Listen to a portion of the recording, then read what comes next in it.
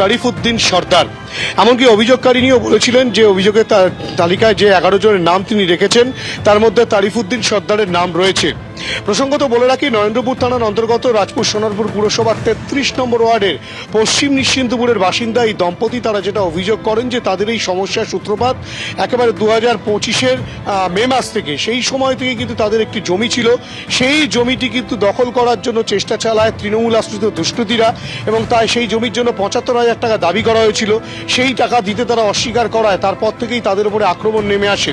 এর আগেও কিন্তু এই দম্পতিকে মারধর করা হয়েছিল, তাদেরকে ঘরছাড়া করা হয়েছিল, তারা দীর্ঘদিন বাড়িতে ফিরতে পারেননি। পরবর্তী ক্ষেত্রে আমাদের সংবাদ মাধ্যমে এই খবর প্রচার হওয়ার পর পুলিশ তৎপরতার সঙ্গে ব্যবস্থা গ্রহণ করে এবং তাদেরকে সেই পরিবারকে বাড়িতে ঢোকাতে সক্ষম হয়। কিন্তু তারপর থেকেও তাদেরকে বিভিন্ন রকমভাবে প্রাণে মারার হুমকি দেওয়া হচ্ছিল।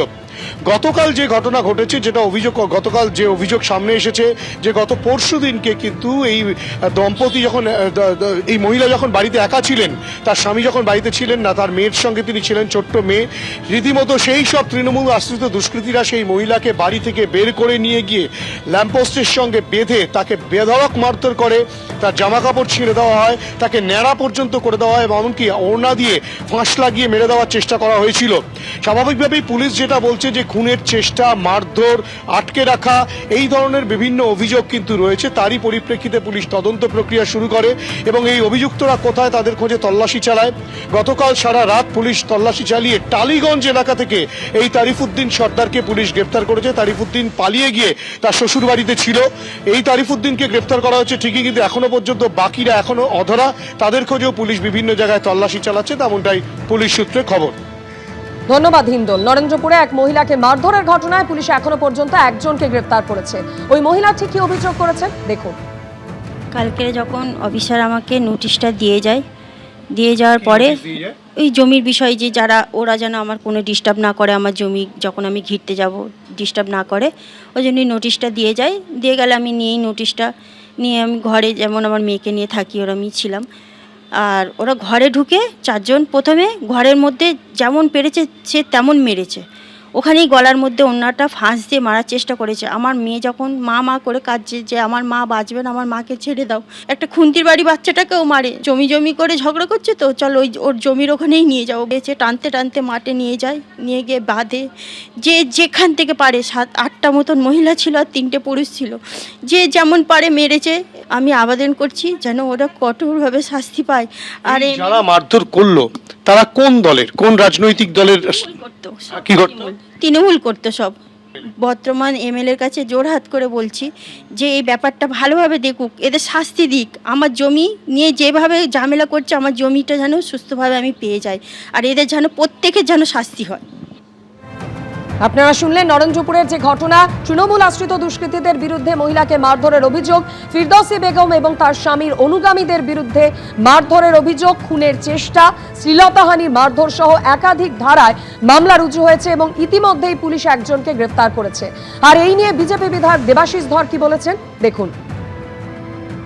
বিজেপি কর্মী, মহিলা কর্মীকে মাথা ন্যাড়া করে পেটানোর অভিযোগ রাতভর এবং ফিরদৌসী বেগম ঘনিষ্ঠ দুষ্কৃতীদের বিরুদ্ধে অভিযোগ। আমরা খুব শিগগির এটা পুলিশ অ্যাকশন নেবে, ইমিডিয়েটলি উইল টেক অ্যাকশন। এখনো তৃণমূলের পক্ষ থেকে ধরনের কাজ চলছে, সব জায়গায় চলছে, একটু সিস্টেমকে কন্ট্রোল করতে একটু সময় আছে।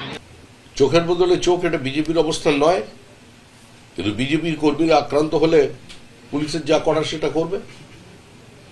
আমার বিশ্বাস এই প্রশাসনের প্রতি আছে, পুলিশ মন্ত্রী এবং আমাদের যিনি মুখ্যমন্ত্রী তিনি যা করা করবেন।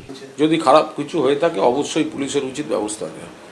কোনো মানে এটা কার কি হয়েছে পরের কথা, কিন্তু যদি কোনো রকম আইন ভেঙে কোনো ব্যবস্থা হয়ে থাকে বা আইন ভেঙে কোনো একটা আক্রোশমূলক কোনো কিছু হয়ে থাকে, তাহলে নিশ্চিতভাবে আইনি ব্যবস্থাই নেওয়া উচিত।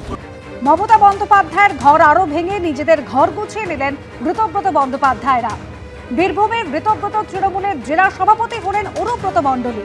গতকাল বীরভূমের জেলা সভাপতি হিসেবে অনুব্রত মণ্ডলের নাম ঘোষণা করলেন ঋতব্রত বন্দ্যোপাধ্যায়।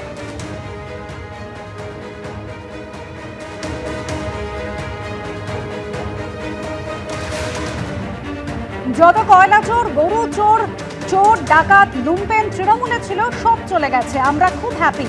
কটাক্ষ তৃণমূল কংগ্রেস সাংসদ কল্যাণ বন্দ্যোপাধ্যায়। এরা হচ্ছে শুভেন্দু অধিকারীর বি টিম। আমি বলছি না বিজেপির বি টিম, পশ্চিম বাংলায় শুভেন্দু অধিকারীর বি টিম তৈরি করেছে। আর এই শুভেন্দু অধিকারীর বি টিমে যত কয়লা চোর, যত গরু চোর, যত পাথর চোর, যত ডাকাত, যত লুম্পেন তৃণমূলের ছিল সব চলে গেছে। খুব হ্যাপি যে অনুব্রতকে নিয়েছে। আই এম ভেরি হ্যাপি যে অনুব্রত মন্ডলকে অন্তত শুভেন্দু অধিকারী নিয়ে বলছে না হচ্ছে ধোয়া তুলসী পাতা। আর এই শিবির বদল পর অনুব্রত মণ্ডল বলছেন দিদির সঙ্গে মধুর সম্পর্ক ছিল, সেই সম্পর্কে কি করে ভাটা পড়লো সেটা মমতা বন্দ্যোপাধ্যায় বলতে পারবেন, আমি বলতে পারবো না। আমার সঙ্গে দিদির সম্পর্ক এখনো ভালো। এবিপি আনন্দে এমনই প্রতিক্রিয়া দিয়েছেন অনুব্রত মণ্ডল। সিদ্ধান্ত হয়েছে যে ঋতব্রত বন্দ্যোপাধ্যায়ের যে তৃণমূল, সেইখানে বীরভূমের দায়িত্ব, সভাপতির দায়িত্ব আপনি সামলাবেন। আপনার প্রতিক্রিয়া?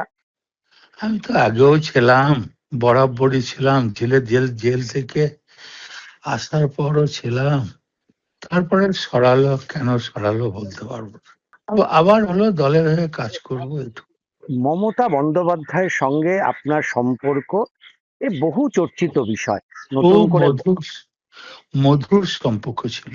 এই সম্পর্ক কি করে ভাটা পড়লো সেটা মমতা ব্যানার্জি বলতে পারবে, আমি বলতে পারবো না। আমার সঙ্গে দিদির সম্পর্ক এখনো ভালো। মানে এই সিদ্ধান্ত আপনাকে নিতে হলো? আমি তো তৃণমূল দল করছি। মমতা বন্দ্যোপাধ্যায়ের সঙ্গে সুযোগ হলে কথা বলবেন? উনি কথা বললে আমি কথা বলবো, কথা বলতে আপত্তি কি আছে? আর প্রথম কথা হচ্ছে তৃণমূলের সংগঠন ভালো আছে। আমি জানি না কেন এটা করলো। জেলে যখন ছিলাম তখন ওই জেলা প্রেসিডেন্ট ছিলাম, তারপর ওই কোথায় আইপিএক রাখাল বাগালরা চলে এলো, এই দলটাকে শেষ করে দিল।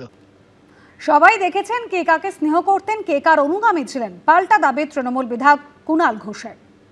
মানুষ সবাই দেখেছেন কে কাকে স্নেহ করতেন, কে কার অনুগামী ছিলেন, কে বিপদে পড়লে কে পাশে দাঁড়াবার সব রকম চেষ্টা করেছেন, তারপরেও কে কোন দিকে যাচ্ছেন।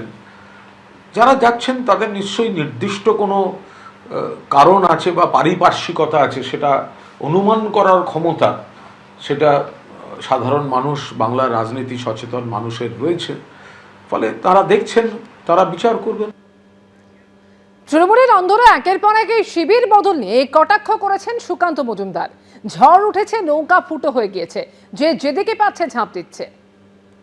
মমতা বন্দ্যোপাধ্যায় এবং তার দলের, অর্থাৎ তার প্রতিষ্ঠা করা যে তৃণমূল কংগ্রেস, যাকে এখন কেউ কেউ বলছে মমতাবন্দী তৃণমূল কংগ্রেস, সেই তৃণমূল কংগ্রেসের হাল হচ্ছে সেই নৌকোর মতো, যে নৌকো মাঝ নদীতে আছে, ঝড় উঠেছে প্রচণ্ড, পাল ছিঁড়ে গেছে, দাঁড় ভেঙে গেছে, নৌকোতে ফুটো হয়ে গেছে, তো স্বাভাবিকভাবে নৌকো ডুববে। সেই নৌকো থেকে সবাই ঝাঁপ দিয়ে দিয়ে যে দিকে পারছে সেদিকে পালাচ্ছে। ব্যাঙ যেরকম লাফায়, ব্যাঙের মতো লাফ দিয়ে দিয়ে এদিক ওদিকে যাচ্ছে। এবিপি আনন্দ, এগিয়ে থাকে, এগিয়ে রাখে।